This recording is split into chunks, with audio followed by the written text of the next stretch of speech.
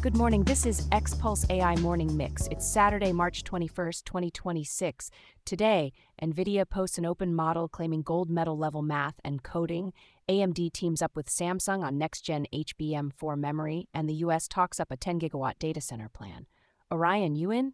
Locked in, let's do it. Lead story, NVIDIA's team is out with a new open model and some huge benchmarking claims. What dropped?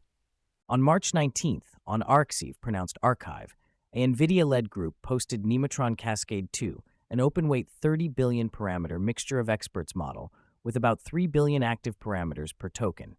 They claim gold medal level performance across the 2025 IMO, IOI, and ICPC World Finals. 30 billion, but only 3 billion active. Translate that into real-world cost and speed. MoE means you don't run the whole network every time. Activating 3 billion parameters can lower inference cost versus a dense 30 billion model, while keeping capacity for hard problems. It's basically big brain on standby, but you only wake up the parts you need. They also mention Cascade RL. What's the secret sauce supposed to be? They credit expanded post-training, cascade reinforcement learning across broader reasoning and agent-style tasks, and on-policy distillation from strong teacher models across multiple domains. The notable part, they say they're releasing checkpoints and training data, which, if complete, lets others audit and reproduce, not just admire charts. Let's swing to hardware. AMD and Samsung just expanded a deal around HBM4. What's confirmed? Tom's Hardware reported March 19th that AMD and Samsung signed a memorandum of understanding. Samsung is slated to supply next-generation HBM4 memory for AMD's upcoming Instem i4 55X accelerator. The agreement also mentions advanced memory for EPYC server CPUs and talks about possible Samsung foundry collaboration later. Why is HBM4 such a big liver for AI accelerators right now? Because the bottleneck is often memory bandwidth, not raw compute. HBM is stacked memory sitting close to the chip, feeding models fast enough to keep the cores busy. If AMD can secure HBM4 supply, it's a competitiveness story: performance, pricing, and crucially, shipping volume. And the foundry angle, should we read that as AMD hedging manufacturing risk? Potentially.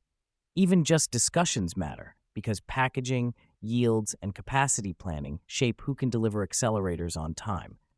This reads like AMD trying to lock the whole pipeline, memory plus manufacturing options, so they're not the team with a great chip and an empty warehouse. Now the infrastructure story. A 10-gigawatt data center plan tied to a former Ohio uranium site. What did officials actually say?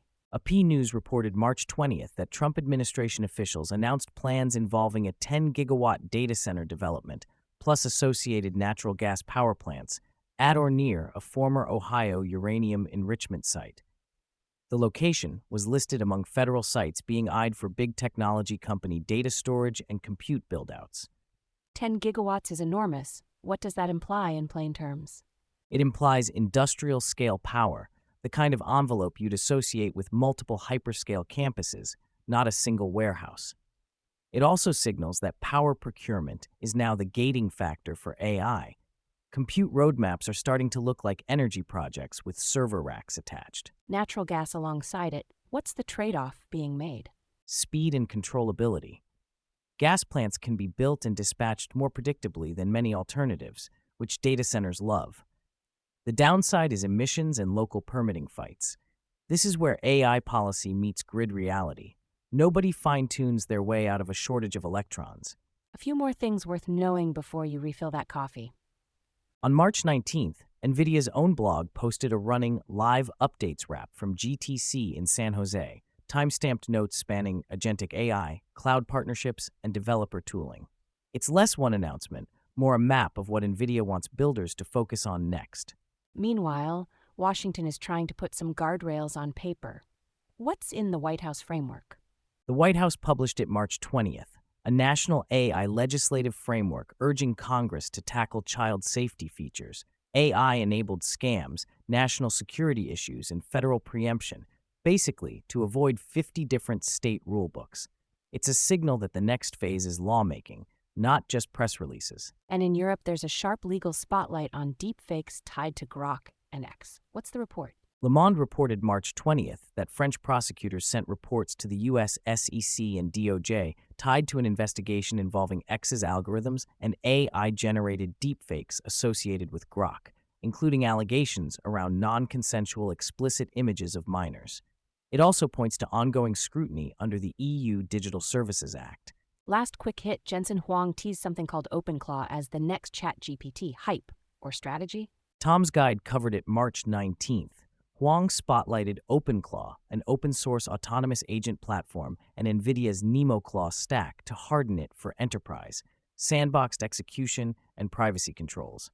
The strategy is clear. If agents become the interface, NVIDIA wants the safety rails and the runtime optimized for their ecosystem. All right, today's thread is momentum. Stronger open models, tighter memory supply deals, and data centers scaling like power plants.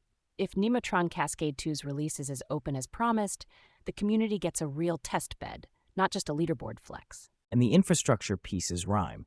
HBM4 supply, grid-scale data centers, and regulatory pressure all converge on one reality. AI progress is now as much logistics and governance as it is architecture.